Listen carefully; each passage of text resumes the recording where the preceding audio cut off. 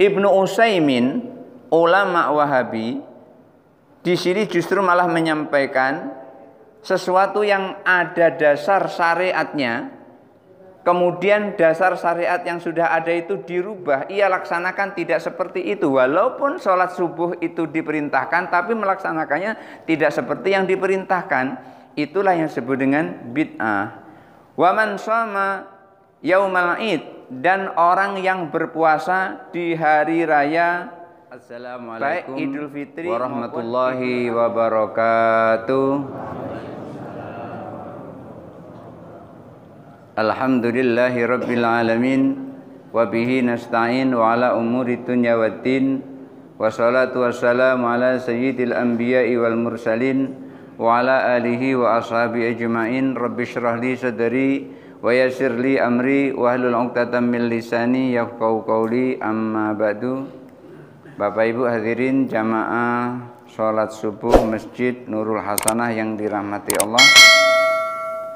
Pembahasan hadis yang kelima tentang bid'ah, tentang kemungkaran dan tentang bid'ah telah disampaikan oleh Imam Nawawi penjelasannya, di mana dari penjelasan Imam Nawawi di situ dapat dipahami ketika seseorang melakukan bid'ah itu ternyata melakukan sesuatu yang sudah ditentukan caranya secara pasti oleh Rasulullah lalu merubahnya. Beliau mencontohkan sebuah riwayat, ada seorang bapak memiliki anak laki-laki, di mana anak laki-lakinya ini bekerja kepada seorang, dan seseorang ini punya istri, lalu ia berzina dengan istrinya. Setelah itu hukuman berzina itu adalah dirajam karena dia sudah beristri dan bersuami. Ketika hukuman sudah ditentukan, orang yang berzina itu hukumannya adalah dirajam. Pikiran orang tua ini otomatis kalau dirajam bakalan kehilangan anaknya, akan mati. Orang badannya ditenggelamkan ke tanah, kemudian tinggal kepalanya yang nongol, lalu dipukuli atau dilempari dengan batu. Ya otomatis ujung-ujungnya adalah mati. Orang tua ini tidak mau kehilangan anaknya. Lalu mendengar kabar anaknya mau dirajam, dia berinisiatif untuk menyelamatkan anaknya. Gimana caranya? Dengan menebus hukuman rajamnya itu dengan 100 kambing dan seorang budak perempuan, sahaya perempuan. Maka orang ini mengadu kepada Rasulullah SAW, karena Rasulullah sudah menetapkan sebelumnya orang yang berzina hukumannya adalah rajam, tidak boleh dirubah-rubah, boleh ditebus dengan 100 ekor kambing ditambah 1 budak sahaya perempuan. Tidak begitu, maka Rasulullah SAW, al-ghanamu rudda ilaika, kambing itu kembali kepada dirimu, ditolak kambingnya itu. Ini artinya apa? Artinya dari contoh riwayat yang disampaikan oleh Imam Nawawi, yang namanya bid'ah itu bukan sesuatu yang dicontohkan oleh Nabi kemudian kita tidak mencontohnya seperti itu, bukan, tetapi sesuatu yang tidak ada dalilnya. Rasulullah sudah jelas-jelas menentukan hukum rajam bagi orang yang berzina, lalu ia ingin merubahnya, maka merubah dari ketentuan syariat yang sudah Rasulullah tentukan, itulah yang sesungguhnya disebut dengan bid'ah. Umpamanya orang pengen sholat subuh tapi masih kuat badannya, kemudian dibuatnya 3 rakaat. Rasulullah menentukan 2 rakaat sholat subuh itu, tapi dibuatnya 3 rakaat. Yang seperti itu benar-benar adalah bid'ah. Kenapa? Karena berseberangan dengan syariat, tidak ada dalilnya. Bukan masalah larangannya, Rasulullah tidak pernah melarang, tetapi tidak ada dalilnya. Kemudian bagaimana pengertian bid'ah menurut ulama Wahabi? Di antaranya di sini yang mensyarah hadis arba'innya Imam Nawawi ini adalah ulama Wahabi bernama Ibnu Utsaimin.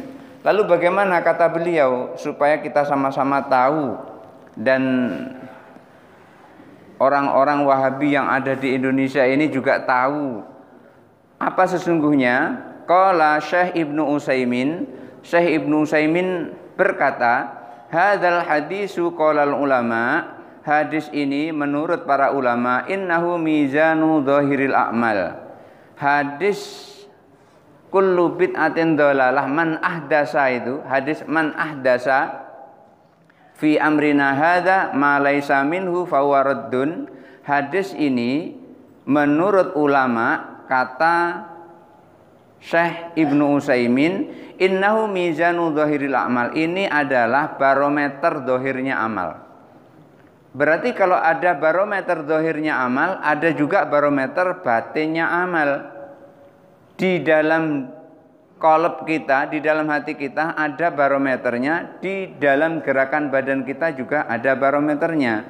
Maka beliau sampaikan wa hadisu Umar alladzi fi awli hadzal kitab, hadisnya Umar bin Khattab di awal kitab ini, yaitu yang kemarin sudah kita bahas, innamal a'malu binniyat wa innamal likulli imri'in ma nawa. Itu adalah mizanu dhahiril a'mal, mizanu batinil a'mal. Ini adalah barometer batinnya amal. Kalau man ahdasa itu adalah barometer dohirnya amal, innamal a'malu barometer batinnya amal. Li'anal amala lahu niyatun wa lahu suratun. Karena amal itu punya niat dan punya bentuk. Beliau sampaikan amal itu punya niat dan punya bentuk, ada kesengajaan dan ada bentuk-bentuk niat itu, bentuk-bentuk perbuatan itu ada. Seperti ketika kita sholat diawali dengan takbiratul ihram, takbiratul itu bentuk dari perbuatan kita melakukan sebuah amal. Fasuratuh ya dhahirul a'mal, fasuratuh ya dhahirul amali. Bentuk amal, bentuk yang kita lakukan itu adalah zahirnya amal. Wan niyatu batinul amali, dan niat itu adalah batinnya amal. Lalu beliau menyampaikan wa fi hadzal hadisi fawaidu. Hadis man ahdasa fi amrina hadza ini memiliki banyak manfaat. Apa di antaranya?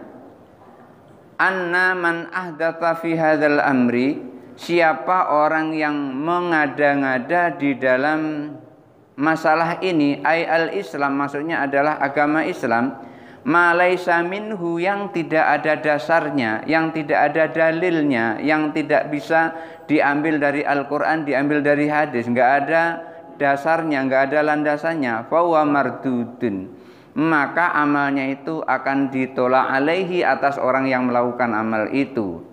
Walau kana husnun niyati, walaupun niatnya baik. Nanti akan dicontohkan seperti apa. Kalau saya mencontohkan seperti ini, niatnya baik, pengen bantu orang kesusahan, umpamanya pengen bantu janda yang anaknya banyak, suaminya sudah tidak ada lagi, lalu ia mencuri. Tetangga kanan kiri hartanya dicuri, malam-malam dihabisi, terus diserahkan semua ke janda itu. Niatnya baik, mau bantu orang, tapi caranya yang bertentangan dengan syariat, karena mencuri itu dilarang oleh syariat. Kalau saya mencontohkan seperti itu, maka beliau juga menyampaikan fayubtana ala hadil faidati, dan berdasarkan manfaat ini, anna jami'al bid'ah mardudun, bahwa seluruh yang bid'ah itu adalah tertolak ala sahibiha, pada pelakunya, walau hasanat niyatu, walaupun niatnya baik. Kemudian yang kedua beliau sampaikan anna man amila amalan sholihan, bahwa orang yang melakukan amal soleh, amal yang baik, walau kana asruhu masyru'an, walaupun aslinya dasarnya itu disyariatkan oleh Allah dan Rasulnya, walakin amalahu ala ghairi dzalikal wajhi, akan tetapi amalnya tidak dilakukan seperti itu. Alladzi umira bihi, yang diperintahkan, amalnya tidak dilakukan seperti yang ia diperintahkan. Tadi saya sudah sampaikan, umpamanya sholat subuh 3 rakaat. Sholat subuh diperintahkan, tapi menjalankan sholat subuhnya tidak sesuai yang diperintahkan. Sholat subuh diperintahkan itu 2 rakaat, tapi dia lakukan 3 rakaat. Yang seperti itu disebut dengan, beliau sampaikan, walakin amalahu ala ghairi dzalikal wajhi alladzi umira bihi, tapi mengamalkannya tidak seperti itu yang diperintahkan. Fa innahu yakunu mardudan, maka orang yang melakukan sholat subuh 3 rakaat seperti ini amalnya ditolak, sholat subuhnya ditolak. Binaan ala riwayat tsaniyah, berdasarkan riwayat yang kedua fi Muslimin, dalam riwayat Imam Muslim, yaitu man amila amalan laisa alaihi amruna fa huwa raddun. Siapa orang yang beramal sebuah amal yang tidak ada amal itu pada agama, pada dalil kami, pada agama Islam, maksudnya fa huwa raddun, itu akan ditolak berdasarkan riwayat itu. Lalu beliau Syekh Ibnu Utsaimin menjelaskan dari riwayat itu, wa ala hadza, berdasarkan ini, faman ba'a bai'an muharraman, siapa orang yang melakukan bisnis dan bisnisnya itu adalah bisnis haram. Bisnis haram, umpamanya ngedrop minuman keras dijual di Jambi ini. Hasil dari apa yang ia lakukan itu adalah haram. Walaupun dasar syariatnya jual beli itu boleh. Boleh jual beli. Yang menjadikan sesuatu barang itu tidak riba itu adalah jual beli. Tetapi yang dijual ini adalah barang haram, fa bai'uhu batilun, maka jual belinya itu adalah batil.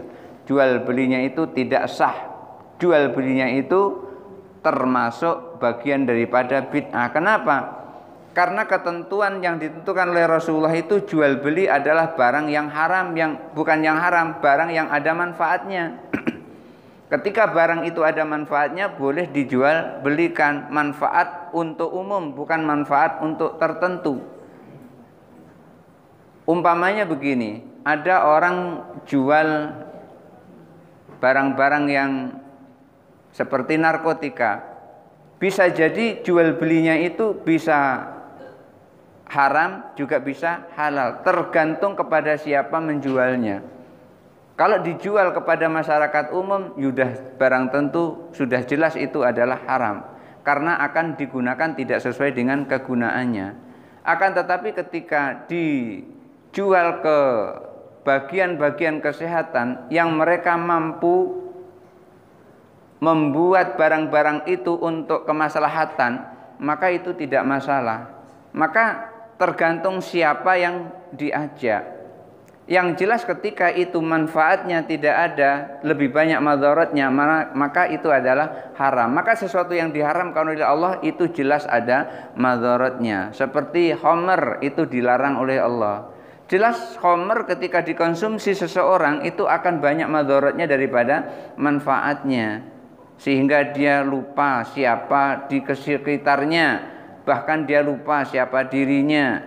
Oleh karena itu, yang diharamkan oleh Allah itu sudah pasti tidak baik untuk kita. Maka beliau menyampaikan jual beli barang yang haram itu adalah tertolak.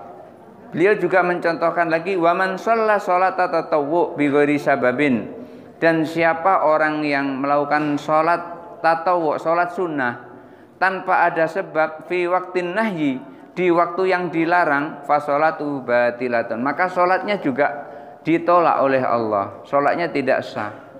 Seperti apa? Umpamanya habis sholat subuh, kemudian terus sholat sunnah ba'diyah subuh, enggak ada sholat sunnah ba'diyah subuh, lalu dia sholat di situ. Atau setelah sholat asar, kemudian dia sholat sunnah yang lainnya.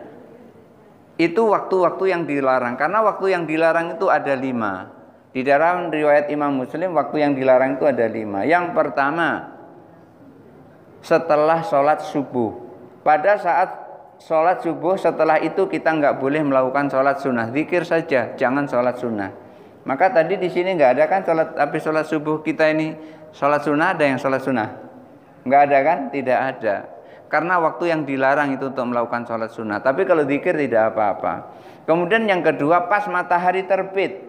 pas matahari terbit nongol gitu, belum sempurna naiknya, belum 1 atau 2 tumbak, kita sholat, maka sholatnya itu juga tidak boleh. Sholatnya itu juga tertolak. Itu waktu yang dilarang. Kemudian yang ketiga, pas matahari tepat di atas kepala kita, kecuali hari Jumat dan fi Masjidil Haram.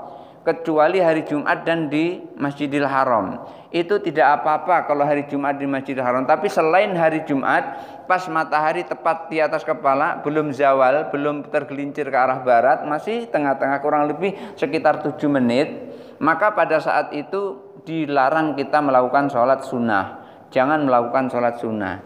Kemudian yang keempat, setelah sholat asar, kita nggak boleh juga melakukan sholat sunnah setelah sholat asar. Dan yang kelima, pas matahari terbenam. Matahari sebagian sudah masuk ke ufuk, kemudian kita sholat sunnah, maka saat itu kita tidak boleh. Maka Ibnu Utsaimin menyampaikan, orang yang sholat setelah waktu atau pada saat waktu-waktu yang dilarang untuk sholat, maka itu termasuk bagian daripada bid'ah. Yang itu yang sesungguhnya. Jadi gampang, bukan serampangan mengatakan bid'ah. Zikir, mengucapkan Allah bid'ah. Enggak begitu. Orang kita malah disuruh menyebut Allah, wadkurisma rabbika. Allah menyampaikan seperti itu dalam Al-Quran, dan sebutlah nama Tuhanmu. Dan dalam Al-Quran, dan ayat lain menyebut kul Allah. Katakan Allah. Kita disuruh malahan. Kok malah dikatakan bid'ah? Enggak, tidak seperti itu. Jadi Ibnu Utsaimin, ulama Wahabi, di sini justru malah menyampaikan sesuatu yang ada dasar syariatnya, kemudian dasar syariat yang sudah ada itu dirubah, ia laksanakan tidak seperti itu. Walaupun sholat subuh itu diperintahkan, tapi melaksanakannya tidak seperti yang diperintahkan. Itulah yang disebut dengan bid'ah. Wa man shoma yaumal id, dan orang yang berpuasa di hari raya baik Idul Fitri maupun Idul Adha, fasaumuhu batilun, maka puasanya batil, puasanya itu ditolak. Puasa diperintahkan, tapi melaksanakannya itu bertentangan dengan syariat. Umpamanya tadi tanggal 1 Syawal, setelah 1 bulan penuh kita melakukan puasa Ramadan, pengen nambah lagi puasa biar sehat, biar banyak pahala, 1 Syawal puasa lagi dia. Yang seperti itu yang disebut dengan bid'ah itu nggak boleh dilakukan. Dan juga pada tanggal 10 Zulhijjah, tanggal 11 Zulhijjah, tanggal 12 Zulhijjah, tanggal 13 Zulhijjah, itu waktu yang dilarang untuk melakukan puasa. Ia lakukan yang seperti itu dilarang dan tertolak amalnya. Jelas sekali ulama Wahabi di sini, beliau adalah Syekh Ibnu Utsaimin, menjelaskan tentang bid'ah itu sama dengan yang disampaikan oleh Imam Nawawi dan imam yang lainnya. Beda dengan Wahabi-Wahabi yang ada di Indonesia yang baru belajar, melihat orang zikir sama-sama bid'ah, gak boleh, masuk neraka. Masya Allah, ini harus mengikuti gurunya sesungguhnya. Dia ini mengikuti siapa sesungguhnya? Maka beliau sampaikan, orang yang berpuasa di hari raya fasamu batilun wahalum majarrad, dan seterusnya seperti itu. Li'anna hadza kulluhu laisa 'alaiha amrullahi, karena semuanya itu tidak berada pada perintah Allah wa rasulihi, dan juga perintah Rasulullah. Fatakunu batilatan mardudatan, maka amalnya menjadi batal dan tertolak, tidak diterima oleh Allah Subhanahu wa taala. Bapak Ibu hadirin yang dirahmati Allah, inilah pembahasan kita tentang al-munkarat wal bid'ah, kemungkaran-kemungkaran dan bid'ah. Artinya perbuatan bid'ah itu adalah perbuatan yang sudah ditentukan syariatnya kemudian dirubah-rubah.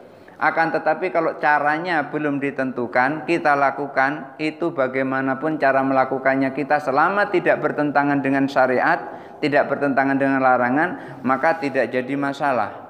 Umpamanya kita disuruh berzikir, fadhkurullah dzikran katsira. Berzikirlah kalian dengan zikir yang banyak. Jumlahnya berapa? Enggak ditentukan jumlahnya, maka tidak jadi masalah. Yang ditentukan juga boleh yang kita lakukan seperti itu. Umpamanya ketika kita selesai sholat 5 waktu, kita disuruh berzikir subhanallah subhanallah 33 kali, alhamdulillah alhamdulillah 33 kali, Allahu akbar 33 kali, la ilaha illallah wahdahu la syarikalah, ditutup dengan tahlil itu sampai jumlahnya menjadi 100 kali. Rasulullah sampaikan dalam riwayat, khattat lahu dzunubahu walau kanat misla zabatil bahri.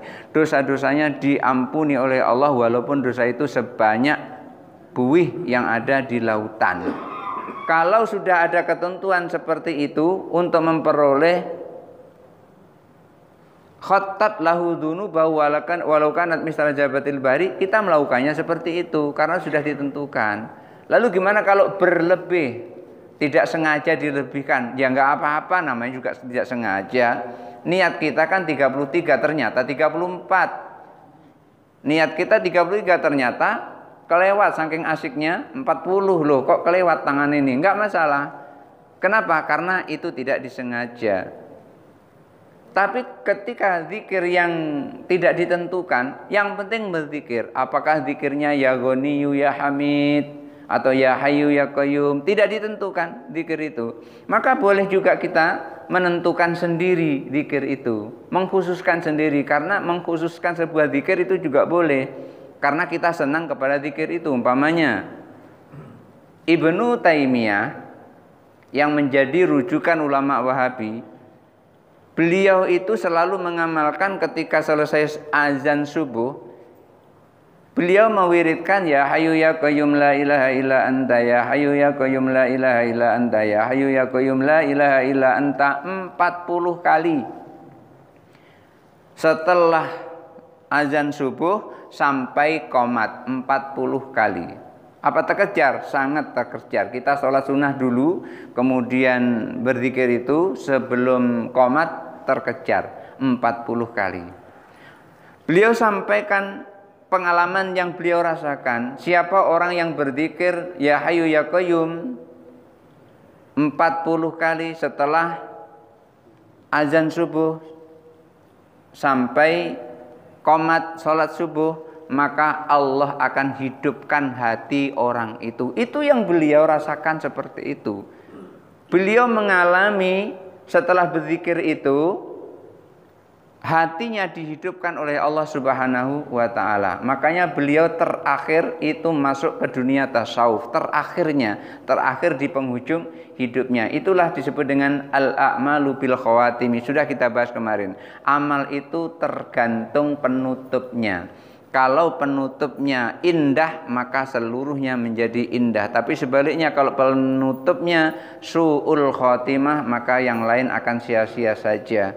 Oleh karena itu kita sering berdoa, Allahumma khtim lana bi husnil khotimah wa la tahtim lana bi su'il khotimah. Barangkali itu saja dulu yang bisa saya sampaikan. Insyaallah yang akan datang kita akan membahas tentang al-halalu wal haram. Berikutnya ada yang mau bertanya, dipersilahkan. Baik, Bapak Ibu hadirin yang dirahmati Allah, saya ingin sedikit menjawab beberapa saja, nggak usah semuanya.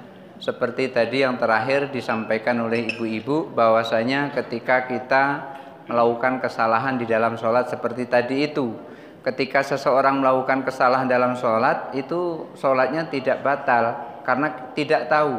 Tapi kalau kita tahu kalau itu salah, baru batal. Kalau tidak tahu, tidak batal. Dalam sebuah riwayat disebutkan, ini ditulis ada di dalam kitab Bulughul Maram, dan juga di dalam syarahnya kitab namanya Subulus Salam. Di dalam kitab tersebut disebutkan bahwa pernah Muawiyah itu sholat di belakang Rasulullah. Ketika Muawiyah sholat di belakang Rasulullah, tiba-tiba Muawiyah terdengar suara bersin orang sebelahnya. Lalu Orang yang bersin tadi menyebut alhamdulillah. Udah kebiasaan kalau bersin menyebut alhamdulillah. Barangkali Bapak Ibu juga begitu karena udah terbiasa. Acing alhamdulillah. Muawiyah dengar, langsung dijawab yarhamukallah. Yang bersin jawab yahdibukumullah. Nah, selesai sholat, Rasulullah menoleh kepada Muawiyah. Kalau sholat tidak boleh ngobrol, kira-kira bahasa kita. Kalau ngobrol akan menjadikan sholatnya batal. Tetapi Rasulullah tidak menyuruh Muawiyah, kamu sholat lagi, sholatmu batal. Tidak. Mendiamkan Muawiyah, ini menunjukkan bahwasanya sholat Muawiyah itu sah. Walaupun dia ngobrol di dalam sholat. Kenapa kok sah? Karena memang Muawiyah tidak tahu. Andaikan besoknya lagi Muawiyah mengulang seperti itu, sebelahnya alhamdulillah, dia jawab yarhamukallah, dia jawab lagi yahdibukumullah, itu sudah pasti batal. Kenapa? Sudah dikasih tahu ngobrol seperti itu adalah membatalkan sholat. Karena kita tidak tahu itu membatalkan sholat dan kita laksanakan karena ketidaktahuan kita, maka yang kita lakukan tidak membatalkan sholat. Kemudian ketika seseorang melakukan sholat pada waktu yang dilarang, itu ketika tidak ada sebab. Ketika ada sebab maka tidak masalah. Dan seseorang melakukan sholat qadha itu boleh di waktu yang dilarang melakukan sholat. Seumpama waktu qadha kita punya adalah setelah sholat asar. Selesai sholat asar, wirid mundur ke belakang, sholat lagi nggak apa-apa. Saya pernah melihat ada orang seperti itu di Masjid Al-Kautsar. Setelah selesai dia sholat, saya tanya, Pak sholat apa? Dijawab, tadi sholat qadha Ustaz. Oh sholat qadha. Langsung dia cerita, dulu waktu aku masih muda dulu aku suka main voli. Sampai sore maghrib itu aku nggak sholat asar katanya. Rupanya dia tidak sholat itu karena menyalurkan hobinya main voli tadi, sehingga sholat asarnya ketinggalan dan tidak dilakukan. Maka pada saat dia sudah sadar, sudah paham kalau tertinggal sholat itu diqadha, maka dia qadha. Maka mengqadha itu kapan saja. Tidak harus sholat asar diqadha di waktu asar, tidak harus. Bisa diqadha kapan saja. Oleh karena itu di dalam kitab Al-Muhadzab fi Syafi'i, Abu Ishaq Ibrahim bin Ali bin Yusuf As-Sirazi menjelaskan kalau ada orang sholat malam, sholat isya, kemudian dia tertinggal sholat isya, tidak sholat isya, qadhanya di siang hari boleh. Tetapi ketika qadha di siang hari, permasalahannya suaranya keras seperti waktu isya malam atau suaranya pelan. Maka di situ beliau menyampaikan ada dua. Yang pertama boleh keras, yang kedua boleh pelan. Di siang hari qadha sholat, misalnya kalau qadha sholat itu maksudnya kalau sendiri-sendiri itu kan boleh juga keras, boleh juga pelan kan, atau enggak terdengar. Yang jadi masalahnya kalau qadhanya itu berjamaah gitu, sama-sama tadi malam itu, apa ada qadha berjamaah atau melakukan sholat yang tadinya tidak dilakukan itu berjamaah? Ada. Ketika Rasulullah SAW itu perang Khandaq, itu kan dari malam, dari subuh itu sampai isya itu kan enggak sempat melakukan sholat sama sekali. Lalu Rasulullah SAW menyuruh Bilal untuk azan. Azannya cuma sekali. Azan cuma sekali. Begitu azan, setelah itu sholat zuhur. Setelah selesai sholat zuhur, terus qomat lagi sholat asar. Setelah sholat asar, qomat lagi sholat maghrib. Setelah sholat maghrib, qomat lagi sholat isya. Jadi azannya cuma sekali, qomatnya boleh setiap kali mau melakukan sholat. Itu terjadi pada saat perang Khandaq. Sampai-sampai Jabir sangat kasihan melihat Rasulullah pada saat rame-rame menggali Khandaq, menggali parit itu. Khandaq itu parit. Sampai-sampai Jabir bin Abdullah itu membisiki Rasulullah, ya Rasul, aku sudah nyuruh sama istriku, nanti setelah ini engkau pergi ke rumah aku dan kita makan sama-sama. Maksudnya makanan itu hanya cukup untuk 4 orang. Jabir, istrinya, Rasulullah dan satu lagi. Jadi hanya untuk beberapa orang saja. Tiba-tiba Rasulullah umumkan, ya ahlul Khandaq, wahai orang-orang yang penggali Khandaq, Jabir bin Abdullah mengundang kita untuk makan malam bersama-sama. Kaget Jabir, makanya sedikit orang 1000 diundang. Ya Allah, kayak mana nih, malu, kira-kira gitu Jabir. Lalu Jabir bisik kepada Rasul, ya Rasul, makanan di rumah ini kurang, paling cukup beberapa orang saja.